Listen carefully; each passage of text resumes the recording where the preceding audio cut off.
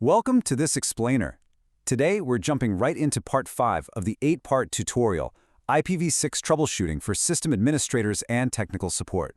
This is brought to you by Virtualization Options LLC, a really fantastic Colorado-based technology research, education, and advisory organization. So, if you're helping your organization migrate to IPv6, we are going to completely shift your troubleshooting mindset today. We're not going to rehash the basics from chapters 1 through 4. Nope.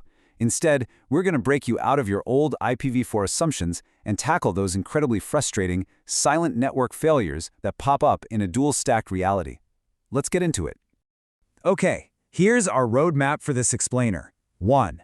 Breaking IPv4 muscle memory. 2. The dual-stack reality. 3. Path MTU and packet drops. 4. Why ICMP v6 is mandatory. And finally, 5. VPNs, containers, and edge cases. Section 1.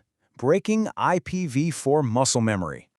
You know how in the IPv4 world, we're completely conditioned to look for a single IP address on an interface? Like, say, 192.168.1.10?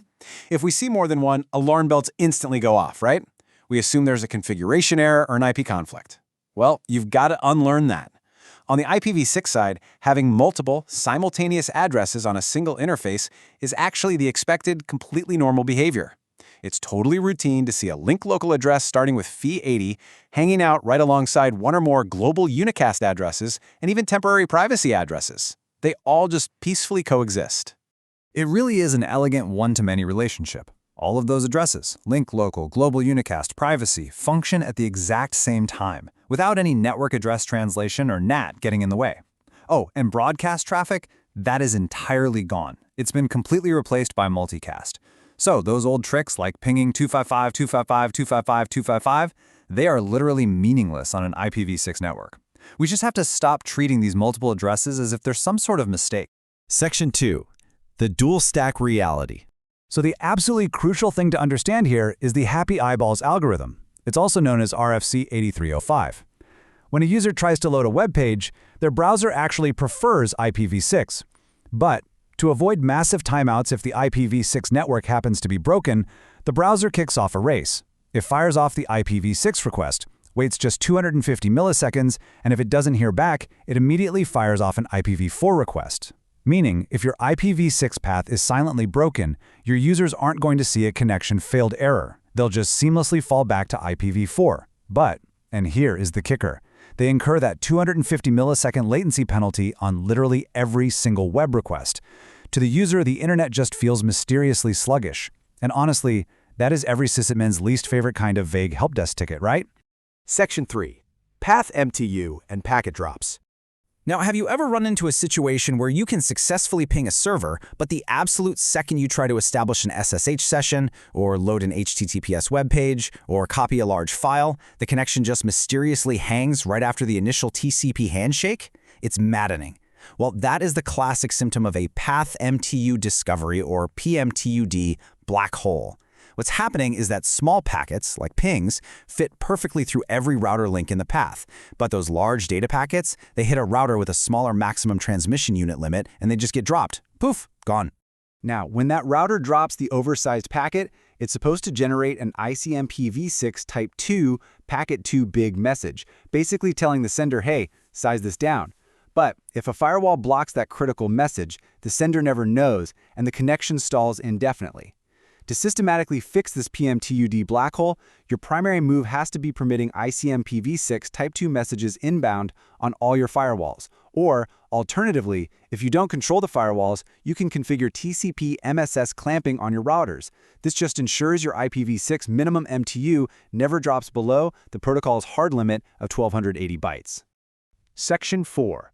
Why ICMP v6 is mandatory. Okay, if you remember only one thing from this explainer, make it this. In this new landscape, you must never, under any circumstances, block ICMP v6 entirely. It's not just some optional diagnostic tool. It is literally the fundamental operating mechanism for the protocol. It completely replaces essential IPv4 functions, like using ARP to resolve MAC addresses. Basically, if you drop all ICMP v6 at the firewall, your IPv6 network will quite literally cease to function. So, what do you need to allow? Well, you must explicitly permit specific ICMPv6 types on your firewalls. We just talked about Type 2 for packet sizing. Absolutely critical. You also need Type 1 for destination unreachable errors, and Type 3 for time exceeded, which is what allows traceroute to actually work. But perhaps most importantly, you absolutely must allow Types 133 through 137. These are the engines that power the Neighbor Discovery Protocol, or NDP. Without them, your hosts literally cannot find their default gateways, they can't resolve address conflicts, and they can't discover other devices on the local link. It's an absolute deal breaker. Section 5. VPNs, containers, and edge cases. Let's talk about legacy VPNs, because they are notorious for fumbling in dual-stack environments. A lot of times, an older VPN client will securely tunnel all the IPv4 traffic to the corporate network, but it will completely ignore the host's IPv6 traffic. This leads to silent split-tunnel leaks. Imagine a remote worker connecting to an IPv6-enabled website, entirely bypassing your corporate security policies and exposing their real home IP address. Yikes! Plus, you'll start seeing mysterious DNS resolution failures where different users get completely different results, all depending on whether their external DNS or their internal VPN DNS server answers the query for an IPv6 AAA record first. Another massive headache in modern networks? Rogue router advertisements, or RAs. Unlike IPv4 with DHCP, IPv6 hosts actually rely on periodic router advertisements to know their default gateway. So if a developer spins up a Docker container or maybe clones a virtual machine that accidentally starts broadcasting its own RAs, it can hijack all the traffic on that network segment. If your network gets plagued by this, here's how you systematically fix it. Step 1. Isolate the rogue RAs using a Wireshark filter, specifically ICMPv6.type equals 134. Step 2. Trace that source MAC address right back to the offending host. And Step 3. Fix it. Either disable IPv6 on the offending Docker bridge, or even better, enable RA Guard on your enterprise switch ports to block RAs from unauthorized sources entirely. So, I want to leave you with a provocative thought as we wrap up Chapter 5 today. Think about your own network right now. Are your current firewall policies and VPN rules genuinely ready for a silent IPv6 rollout, or are you still relying on that old IPv4 muscle memory? It's really time to test both stacks independently. Make absolutely sure ICMPv6 is permitted and update those legacy VPN rules. Thank you so much for joining this Virtualization Options Explainer, and happy troubleshooting.